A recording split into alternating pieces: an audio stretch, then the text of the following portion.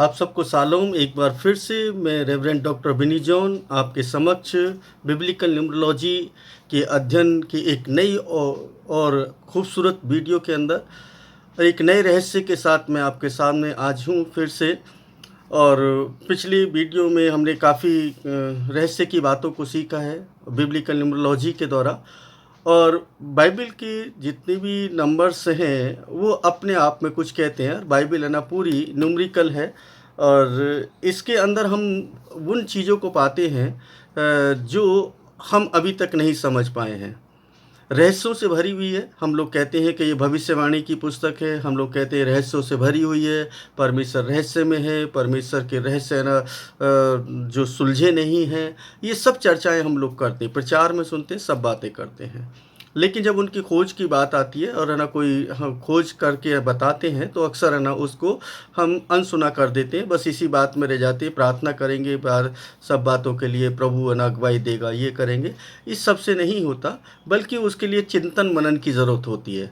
अगर आप वास्तव में अध्ययन करना चाहते हैं तो आपको चिंतन मनन की आवश्यकता है। आपको ज़रूरत है कि आप परमेश्वर को और गहराई से समझने का यत्न करें, कोशिश करें और परमेश्वर के भेद की बातों को जानने की कोशिश करें। आज जो भेद है वो बहुत ही महत्वपूर्ण है और इतना महत्वपूर्ण है कि आप उसको जब सुनेंगे तो आप कहेंगे कि वास्तव में परमेश्वर ऐसा कुछ करता है हमने कभी सोचा ही नहीं।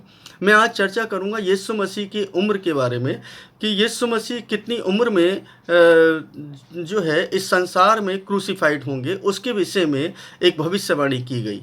और उस भविष्यवाणी पर है ना जो चर्चा जब बहुत सारे लोग करते हैं तो भिन्न भिन्न तरीके से करते हैं और सबकी अपनी अपनी कैलकुलेशन होती है। सब लोग अपने अपने विचारों से जितना जिसको प्रभु समझा देता है उतना ना बता देते हैं। लेकिन एक बार फिर से मैं ना उस स्क्रिप्चर को पढ़ूंगा और आप लोगों के समक्ष रखूंगा कि ये नंबर्स के द्वारा परमेश्वर जो है वो क्या कहना चाहता था। दानियल नबी की पुस्तक के अंदर एक जो पैराग्राफ है, वो जो आयतें हैं कुछ, उनको हम देखते हैं।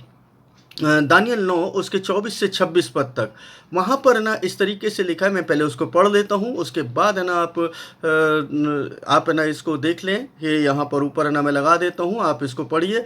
तेरे लोगों और तेरे पवित्र नगर के लिए 70 सप्ताह ठहराए गए हैं कि उनके अंत तक अपराध का होना बंद हो और पापों का अंत और अधर्म का प्रायश्चित किया जाए और युग युग की धार्मिकता प्रकट हो और दर्शन की बात पर और भविष्यवाणी पर छाप दी जाए और परम पवित्र स्थान का अभिषेक किया जाए और उन 62 सप्ताहों के बीतने पर अभिषिक्त पुरुष काटा जाएगा और उसके हाथ कुछ नहीं लगेगा और आने वाले प्रधान की प्रजा नगर और पवित्र स्थान को नाश तो करेगी, परंतु उस प्रधान का अंत ऐसा होगा जैसा बाढ़ से होता है, तो भी उसके अंत तक लड़ाई होती रहेगी क्योंकि उसका उजड़ जाना निश्चय ठाना है। मैं यहाँ पर एक नंबर आया है और वो है 62 सप्ताह। हालांकि वहाँ पर सात का भी आया है जिक्र। मैं उस 7 की बात नहीं कर रहा हूँ, मैं केवल 62 सप्ताह की बात कर रहा हूँ। और ये 62 सप्ताह जो है प्रभु यीशु मसीह की मौत की उम्र को है ना बता रहे हैं। और ये इतना ही नहीं बल्कि इसके साथ साथ एक और भी है ना इसके अंदर जो भेद की बात छुपी है वो है हिब्रू अल्फ़ाबेट के अंदर। और वहाँ पर जो सीक्रेट है, जो कोडिंग है, उस कोडिंग को जब हम देखते हैं और उसको एनालाइज करते हैं तो हमें समझ आता है कि वास्तव में परमेश्वर कितना अद्भुत रीति से कार्य करता है और परमेश्वर ने कितने अद्भुत रीति से सब कुछ है ना सिस्टमेटिकल ढंग से इसको तैयार किया है। यहाँ पर हम देखेंगे कि 62 सप्ताह का जिक्र दानियल नबी करते हैं। और वो है ना अगर इसकी शुरुआत में पढ़ेंगे, आप 9 की शुरुआत में पढ़ेंगे तो उन्होंने क्या, मैं शास्त्रों से ज्ञान पाया। यानी कौन से शास्त्रों से ज्ञान पाया, किस शास्त्र की बात कर रहे हैं वो। और ये बड़ी ही गंभीर है ना विषय है जिस पर है ना हम लोग चर्चा अधिक से अधिक कर सकते हैं, लेकिन इतना समय नहीं है। तो मैं यहाँ पर ना जो बात कर रहा हूँ यीशु मसीह किस उम्र में और कौन से सन में वो मारा जाना था, इसका जिक्र है ना इन 62 सप्ताहों के अंदर किया गया है और वो भेद की बात वो छुपाई गई है।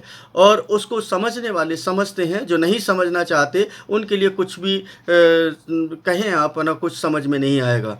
क्योंकि इस शब्दों पर तर्क वितर्क और तमाम व्यर्थ की बातें करने, बाइबिल कहती है कि शब्दों पर तर्क वितर्क नहीं करना चाहिए, क्योंकि ये है ना बवाल पैदा करता है, विवाद पैदा करता है। तो इसलिए उनसे बचें और परमेश्वर के भेद की बातों को सीखने की कोशिश करें। प्रचार में और उपदेश में अंतर है। हम अधिकतर इस संसार के अंदर 90% जो है वो प्रचार सुनते हैं। प्रचार की का मतलब होता है किसी चीज़ के बारे में ज़्यादा है ना बयान करना, यानी कि हम उसकी खूबियों को बता रहे हैं। तो जितना भी हो रहा है, चर्चेज के अंदर हो रहा है, कन्वेंशंस में हो रहा है, चाहे ना कहीं पर भी हो रहा है, चाहे सेमिनार के अंदर हो रहा है, 90% से भी ज़्यादा है ना केवल और केवल प्रचार है। वहाँ पर है ना कोई भी उपदेश नहीं है या कोई भी टीचिंग की बात नहीं है। टीचिंग है ना कहीं खो गई, और अगर टीचिंग ही खो गई तो फिर है ना हम लोग प्रचार में ही फंस जाते हैं। प्रचार है ना जो है हमें अपनी तरफ अट्रैक्ट करता है और हमें अपनी तरफ खींचने की कोशिश करता है, और वास्तव में हम लोग है ना परमेश्वर के नाम का प्रचार करें तो हम लोगों को अपनी तरफ खींच सकते हैं। लेकिन अगर मसीह लोग हैं, आप लोगों को है ना तो अच्छे से उसको अध्ययन करना चाहिए, उसकी गहराई की और उसके भेद की बातों को समझने का यत्न करना चाहिए। मैं बात कर रहा था हिब्रू अल्फ़ाबेट की। तो जब है ना मैं हिब्रू अल्फ़ाबेट की बात करता हूँ तो वो आलिफ से शुरू होते हैं और ताब पर ख़त्म होते हैं। तो आलिफ और ताब जो है ये पहला और आखिरी अक्षर है। आलिफ और ताब पहला और आखिरी अक्षर है। लेकिन मैं यहाँ पर इन अल्फ़ाबेट्स के अंदर एक ख़ास न्यूमरिक वैल्यू को देखता हूँ, जो कि हर एक अल्फ़ाबेट की न्यूमरिक वैल्यू है। और जब मैं उसको कैलकुलेशन में जाता हूँ, जब उसकी कोडिंग है ना की गई, तो मालूम चला कि ये तो एक बड़े रहस्य की बात छुपी है। यहाँ पर एक चित्र देखें। ये है ना जो चित्र देख रहे हैं, ये है आपका ये ताव है। ठीक है, ताव। और ये ताव जो है इसका जो अल्फ़ाबेट का 22वां लेटर है। हम इसको नंबर को नोट करेंगे ज़रूर है ना, क्योंकि ये नंबर ही उन 62 सप्ताहों से जुड़े हैं। हम है ना उसको कैलकुलेट करके आगे बताएंगे, पूरी वीडियो को देखेंगे तो समझ में आएगा। तो ये 22वां लेटर है, 22वां अक्षर है। और इस 22वें अक्षर की ताव इसका मीनिंग जो है वो है वाचा या प्रायश्चित। यानी वाचा परमेश्वर की वाचा है, और उस वाचा के विषय में ये बात करता है। इसका सिंबल जो है जो अभी देख रही है ना मॉडर्न हिब्रू है, और अगर पुरानी हिब्रू में देखते हैं तो मतलब जो पालियों में देखते हैं तो वहाँ पर कील उसका सलीब का निशान बनता है। तो ये यहाँ पर इसका 22 नंबर है। इसकी जो न्यूमरिकल वैल्यू है वो है 400। 400 इसकी न्यूमरिकल वैल्यू है, और 22वां ये लेटर है। हम है ना इन दोनों अंकों को है ना अभी है ना रखते हैं। हम आगे चल कर के इस पर बात करेंगे कि किस तरीके से ये यीशु मसीह की मौत की उम्र को है ना इंडिकेट कर रहे हैं, और वो 62 सप्ताह जो है वो कैसे है ना यहाँ पर है ना पूरे होते हुए देखते हैं। इसके साथ साथ ये आप दूसरा एक लेटर देखें तो दूसरा लेटर है ये वाव। और ये जो वाव है ये हिब्रू अल्फ़ाबेट का छठा अक्षर है, और इसकी न्यूमरिकल वैल्यू जो है ये भी इसकी 6 है। हम है ना इन दोनों वैल्यू को है ना अलग अलग जोड़ेंगे, और फिर सारी वैल्यू को जोड़ करके तब हम इसके कैलकुलेशन में जाएंगे, क्योंकि हमें डिजिटल रूट में जाना पड़ेगा, मूल अंक में जाना पड़ेगा, जो हमें सिंगल डिजिट में लेकर के एक नंबर पर आए, और हम उस पर ना फिर चर्चा करेंगे। तो यहाँ पर हम देखते हैं कि इसकी जो न्यूमरिकल वैल्यू है वो 6 है, और ये हिब्रू अल्फ़ाबेट का छठा अक्षर है।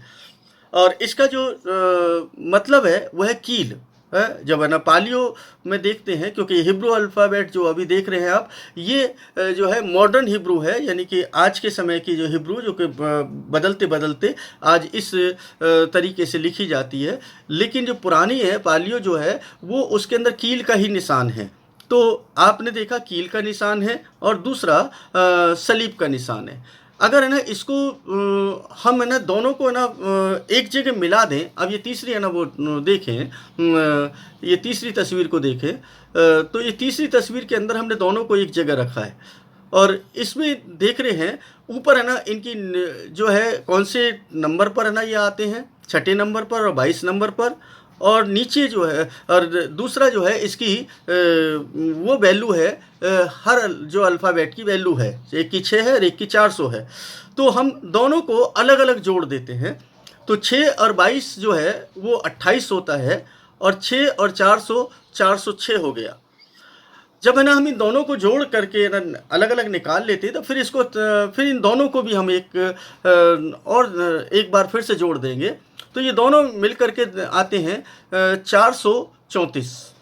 अब 434 नंबर आ गया, लेकिन इस हिब्रू अल्फ़ाबेट के अंदर एक इंडिकेशन छुपा है, जो इंडिकेशन बहुत ही महत्वपूर्ण है। उस इंडिकेशन को देखें कि कील का जो वाव का अर्थ है वो कील है, और जो ताव है वो सलीब के जैसे है, मतलब पालियों में सलीब के जैसे है। सलीब की वाचा है वो, मतलब अभी वाचा है ना, हम बोल रहे हैं उसको प्रायश्चित भी बोल सकते हैं। तो यहाँ पर देखिए कि कील के द्वारा जो सलीब पर मारा जाएगा वो उसकी तरफ इंडिकेट कर रहा है। ये कील है और वो क्या है, सलीब है, मतलब कील सलीब की तरफ इंडिकेट कर रही है दोनों अल्फ़ाबेट के द्वारा। हम है ना आगे चलेंगे तो है ना इस पर और भी चर्चा करेंगे हिब्रू अल्फ़ाबेट पर, लेकिन यहाँ पर खाली हम उन 62 सप्ताहों के जिक्र कर रहे हैं, लेकिन थोड़ा सा बीच में हमने इसको एक्सप्लेन करने की कोशिश की है ताकि आप उसको समझ लें। तो कील और सलीब यानी दोनों चीज़ें यहाँ पर देख रहे हैं, इंडिकेट कर रही है कि ये कील है और ये सलीब है, यानी कील को भी हम देख रहे हैं और सलीब को भी देख रहे हैं। इसका मतलब इंडिकेशन है कि जो सलीब पर कीलों से ठोका जाएगा उसके बारे में यहाँ पर चर्चा होगी। तो ये जो नंबर्स हैं, उस जो 62 सप्ताह है उसका है ना वो जोड़ जब निकालते हैं 62 को, क्योंकि हम जब 62 को सप्ताह में कितने दिन होते हैं, 7 सप्ताह, 7 दिन का सप्ताह होता है। तो 7 को 62 से हम जब गुणा कर देते हैं तो ये आ जाता है 434, और हमने इन दोनों की वैल्यू क्या निकाली, 434। अब ये दोनों की वैल्यू 434 और जी 62 सप्ताह की भी वैल्यू 434, तो अब कहेंगे कि तो इसमें कौन सी बड़ी बात है, ये तो है ना कैलकुलेशन है ना, ठीक है, बहुत सारे लोगों ने की होगी या ना हमने सुनी है, बहुत सारे लोग इस तरीके की चर्चा करेंगे। लेकिन सबसे महत्वपूर्ण बात जो है इसमें हम इसको फिर से डिवाइड करेंगे, क्योंकि कोडिंग में हर चीज़ को है ना डिवाइडेशन में जाता है और डिवाइड की जाती है। और अगर है ना इसकी पूरे को जोड़ दें, अगर इसको पूरे को जोड़ दें तो 4 जमा 3 जमा 4 ये हो जाता है 11 नंबर। तो 11 नंबर जो है 11 को भी हम फिर से जोड़ दें तो ये आ जाता है 2 नंबर, और 2 नंबर जो है वो है विभाजन का नंबर। जैसे हमने कहा डिवाइडेशन है, विभाजन है ना का नंबर है ये, मतलब हमने जब 2 अंक में बताया था तो विभाजन का नंबर है, जब आपने सुना होगा, अगर नहीं सुना है तो आप जा कर के सुन लें उसको। 2 अंक जो है वो विभाजन का अंक कहलाता है बिब्लिकली। तो बाइबल न्यूमरोलॉजी में जो बाइबल अंक शास्त्र है इसके अकॉर्डिंग जब हम इसको देखते हैं डिवाइड करने के लिए इंडिकेशन कर रहा है, तो हम इसको डिवाइड करते हैं। तो डिवाइड क्या करेंगे, हम 4 को अलग कर देंगे और 34 को अलग करेंगे, क्योंकि कोडिंग में कुछ इसी तरीके से कोडिंग होती है, और इस कोडिंग के बाद है ना फिर एक अलग वैल्यू निकल करके आएगी। तो 4 जो है, जब हम 4 को इसमें पॉइंट लगा करके अलग करते हैं और ये 4 अलग हो गया और 34 अलग हो गया, तो इसके बाद हम देखते हैं कि 4 जो इंडिकेट कर रहा है वो 4000 सालों को इंडिकेट कर रहा है, 4000 साल। अब 4000 साल का यहाँ पर क्या मतलब है, क्योंकि वहाँ 62 सप्ताह का क्या मतलब है, अगर है ना इस तरीके से चर्चा करेंगे तो फिर ना कहेंगे वहाँ 62 सप्ताहों का क्या अर्थ है, क्योंकि बहुत ज़्यादा बुद्धिमान लोग हैं हमारे हिंदुस्तान के अंदर, तो वो ना ज़्यादातर डिस्कशन में ज़्यादा चले जाते हैं, क्योंकि सीखना नहीं चाहते, क्योंकि उनको सीखने वाली आत्मा ही नहीं होती है। तो वो 4000 वर्ष को इंडिकेट कर रहा है, और ये 4000 वर्ष जो इंडिकेट कर रहे हैं, तो 4000 के बाद, क्योंकि शताब्दी कब से शुरू होती है, जब से यीशु यीशु मारे गए। तो यहाँ पर हम देख रहे हैं यीशु है ना कौन से सन में मारे गए, 33 साल की उम्र में, 33.5 साल की उम्र में वो उनको क्या किया, सलीब पर। अब है ना इसको देखें तो 4000 वो, और यीशु मसीह कौन से ईयर में मारे गए, 34वें साल में, मतलब 34वें साल में। तो 4034, अगर 4000 हम उसको जोड़ते हैं, वहाँ का 4 ले लिया और इसका 34 नंबर ले लिया, तो 34वां साल यीशु मसीह ने कितने साल में तक सेवा की? 3.5 साल तक। और कितने साल की उम्र में सेवा शुरू की? 30 साल के अंदर। तो 33.5 साल, तो वो कितनी उम्र में थे? 34वें साल में। तो इसका मतलब हुआ कि दानियल नबी जो हैं इंडिकेट कर रहे हैं, दानियल नबी बता रहे हैं कि देखो, एक शख्स कीलों से ठोका जाएगा और वो बाचा होगी इस मानव जाति के लिए, प्रायश्चित होगा इस मानव जाति के लिए। और वो आज से मतलब उसके आने का जो समय होगा वो 34वें वर्ष में वो ना खत्म होगा। 34वें वर्ष में वो काटा जाएगा, सलीब पर चढ़ाया जाएगा। और ये इसके जो टोटल वर्ष होंगे वो 4034 वर्ष होंगे। मतलब एक ऐसा कैलकुलेशन वहाँ पर है जो न्यूमेरिकल वैल्यू को बता रहा है कि देखो ये किस तरीके से काम करता है। अब है ना, एक कोई भी बात जो है बाइबल के अंदर दृष्टांतों में कही गई है या किसी और माध्यम से समझाई गई है, डायरेक्टली अगर कोई बात हुई है तो आमने सामने की बात अलग है। अन्यथा अधिकतर बातें जो हैं बाइबल की जितनी भी हैं वो किसी न किसी को माध्यम बना करके, किसी न किसी बात को माध्यम बना करके उनको प्रस्तुत किया गया है। और इस तरीके से हम देखते हैं कि यहाँ पर जो 62 सप्ताह के बाद वो अभिषिक्त पुरुष जो है वो काटा जाएगा। और अर्थात यीशु मसीह 434 वर्ष के बाद, मतलब पूरी जब से आदम से लेकर के यीशु तक 4000 साल, और उसके बाद ये जो 34वां वर्ष है वो उसके लिए काउंट होता है। क्योंकि 33.5 34वें वर्ष में उसकी क्या होगी? हत्या हो जाएगी, उसको मार डाला जाएगा, काट डाला जाएगा। तो वो कौन है और उसको कैसे मारा जाएगा, कैसे काटा जाएगा? वो है कीलों के द्वारा सलीब के ऊपर। ये हिब्रू अल्फ़ाबेट के द्वारा वो इंडिकेट कर रहा है, क्योंकि हिब्रू अल्फ़ाबेट अपने आप में पूरी सृष्टि को समाये हुए हैं, पूरी सृष्टि उसी के अंदर समाई हुई है। उसी के द्वारा आप देखेंगे तो हिब्रू को हम कभी अलग नहीं कर सकते। अगर हिब्रू को अलग कर रहे हैं तो हमें यीशु को भी अलग करना पड़ेगा। अगर हम हिब्रू को अलग कर रहे हैं तो हमें इब्राहिम को भूलना पड़ेगा। हिब्रू को अलग कर रहे हैं तो हमें मूसा को भूलना पड़ेगा। हिब्रू को अलग करेंगे तो हमें ना तमाम नबियों को भूलना पड़ेगा। हिब्रू को अलग करेंगे तो हमें इस तमाम जितने भी उसके चेले हैं इन सबको भूलना पड़ेगा, क्योंकि ये सब है ना उसी व्यवस्था के द्वारा अपने जीवन को चलाते थे। उसी व्यवस्था के अनुसार ये आगे बढ़े हैं। और व्यवस्था की एक नई परिपाटी उन लोगों ने लिखी है, और व्यवस्था की एक नई परिभाषा जो यीशु मसीह ने दी, उसके बाद है ना वो उसके अनुसार चले हैं। तो विश्वास के द्वारा जो है जीवन तो मिलता है, लेकिन वहाँ पर ये नहीं है कि व्यवस्था को ख़त्म किया है। व्यवस्था जैसी है वैसी की वैसी ही है, क्योंकि आज आप हत्या नहीं कर सकते हैं, क्यों कल भी नहीं कर सकते थे। आप है ना आज आप बुरे विचार नहीं रख सकते तो कल भी नहीं रख सकते थे। मतलब सेम है, कुछ भी नहीं बदला है। बस एक चीज़ जो प्रायश्चित था वो बदल गया है। 62 सप्ताह के बाद एक प्रायश्चित इस दुनिया के लिए आने वाला था। वाचा की गई थी, वाचा के द्वारा उसने प्रायश्चित का एक शख्स भेजा, अर्थात अपने आप को स्वयं को मनुष्य बना करके भेजा यीशु के रूप में, और वो बलिदान हुआ। और उसके बाद ये 434 साल के बाद, 4034 साल के बाद 34 साल की उम्र में यीशु ने इस दुनिया के अंदर अपने प्राणों को इस मानव जाति के लिए दे दिया।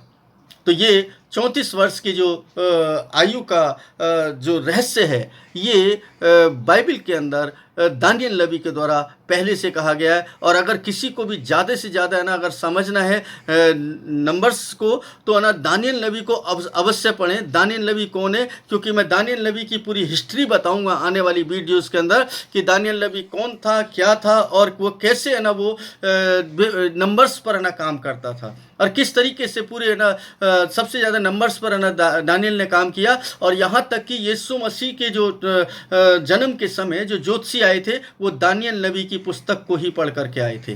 तो बड़ी है ना विचित्र घटनाएं घटी हैं बाइबल के अंदर, इस दुनिया के अंदर। तो परमेश्वर उन रहस्यों को आप तक पहुंचाए और आप भी है ना अध्ययन करें, चिंतन करें, मनन करें। प्रभु आपको भी प्रकाशन दे। नो बडी इज़ परफेक्ट, मैं परफेक्ट नहीं हूँ, लेकिन है ना फिर भी कोशिश कर रहा हूँ, जितना मुझे मिलता है मैं आप लोगों तक पहुँचा देता हूँ। परमेश्वर आप सबको बहुत आशीष और बहुत बरकत दे। और साथ में एक रिक्वेस्ट, इस चैनल को सब्सक्राइब जरूर कर लें, क्योंकि मैं अक्सर वीडियो डालता हूँ, अक्सर नहीं बल्कि आजकल तो मैं डेली डाल रहा हूँ, और बाद में है ना कुछ समय के बाद है ना अल्टरनेट डालूंगा, लेकिन अभी मैं कुछ समय तक मैं लगातार वीडियो डाल रहा हूँ, ताकि है ना जो अध्ययन है वो जारी रहे, वो बीच में टूट ना जाए। इसलिए आप चैनल को ज़रूर सब्सक्राइब करें और इसको लाइक करें, शेयर करें और कमेंट भी अवश्य करें। बहुत सारे ना लोग जो हैं कमेंट नहीं करते हैं, तो उनको कमेंट भी करना चाहिए, ताकि है ना मुझे भी पता चले कि है ना कि मैं अच्छा कर रहा हूँ